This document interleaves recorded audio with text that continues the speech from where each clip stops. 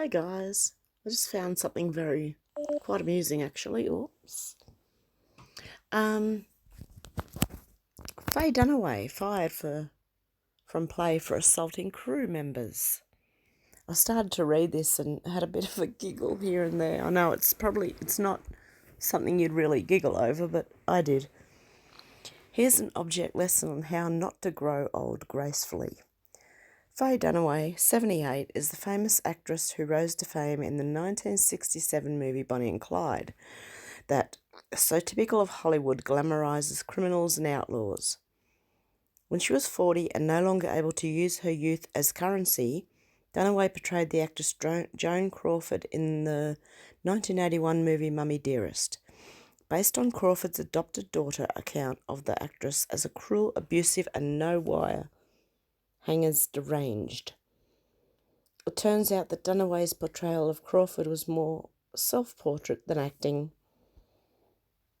Known for saying, "Don't you know who I am?" to service people, Dunaway, one of the most narcissistic Hollywoodos, was recently fired from a Broadway-bound play for creating a hostile and dangerous environment backstage that left production members fearing for their safety. Michael Rydell reports for the New York Post that on July the 10th, 2019, moments before curtain at the Huntington Theatre in Boston, the Broadway-bound Tea at Five, a one-woman play in which Dunaway played Katharine Hepburn, abruptly was cancelled because the actress slapped and threw things at crew members who were trying to put on her wig.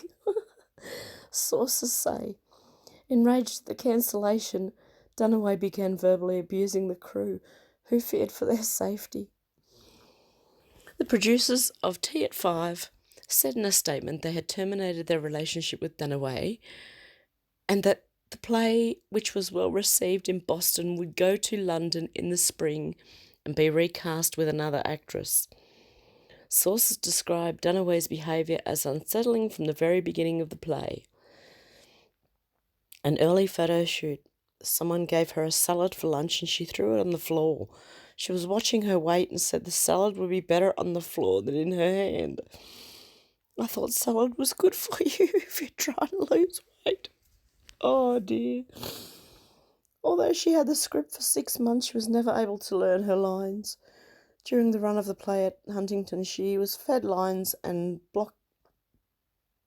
blocking through an earpiece. One source say 98% of the play came through the earpiece. Dunaway was frequently late for rehearsals, sometimes up to 2 hours. She refused to allow anyone to look at her during rehearsals, including the director and the playwright. While in rehearsal, she left what one production source called troubling, rambling, angry voicemails to the creative team during the middle of the night. When she was rehearsing on stage at the Huntington, no one was allowed to wear white or move in the theatre because that distracts me, she said. As she was rehearsing, she began to lose weight. She looked so emaciated that a production member called Dunaway's former assistant for advice, who said, "It sounds like she's not complying with her medication." The producers were so concerned about her condition, they called Actors Equity Association to see if it was ethical to put someone in her state in front of an audience. Over the last weekend of June, Dunaway had a full-on Mummy Dearest meltdown. Have you ever seen that movie? That's a terrible movie. Oh my goodness. She demanded that staffers at the Huntington Theatre get down on their hands and knees and scrub the floor of her dressing room. She threw mirrors, combs and boxes of hairpins at the theatre staff. She also pulled grey hairs out of her wig because she wanted to play a younger version of Hepburn than the playwright had written. That was when the producer knew they had to fire her and cancel the July 10th performance because she was physically and verbally abusing production members. Tea at Five, a one-woman play by Matthew Lombardo about Hepburn's recovery from a car accident in 1983, was meant to be a triumphant return to the stage for Dunaway. This is not the first time Dunaway has displayed erratic behaviour in a show. In 1995, Dunaway was fired by Andrew Lloyd Webber before she opened in the Los Angeles production of Sunset Boulevard. In the early 1990s, she toured the country as Maria Callas in Terrence McNally's Master Class. She showed up an hour late for many performances and had bellhops rearrange her furniture in her hotel suites in the middle of the night because she didn't like the flow of the room. Once a theatre in St. Louis sent her a white limousine and she reportedly had a fit because she hates white. Oh dear God, look at it. What the hell happened to her? Oh dear. Anyway, Dunaway claimed to have given birth in 1980 to a son, Liam, with her second husband, British photographer Terry O'Neill. In 2003, however, O'Neill revealed that their son was adopted. At 78, Dunaway had countless plastic surgeries. Yes, well, I can see that. It accounts for her face being without wrinkles. Yeah, but she looks like a clown. What the...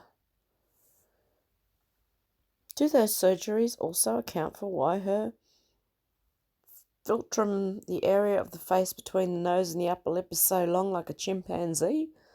Does anyone know? Oh my goodness, yes, look at it. Why? That's what looks so funny. That doesn't look good. Guys, seriously, if you're going to have plastic surgery, just don't overdo it. That looks ridiculous. I mean, don't have plastic surgery at all, but that really looks ridiculous, man.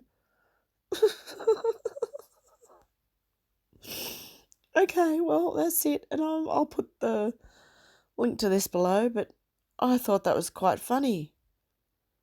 What a weirdo. Anyway, good night.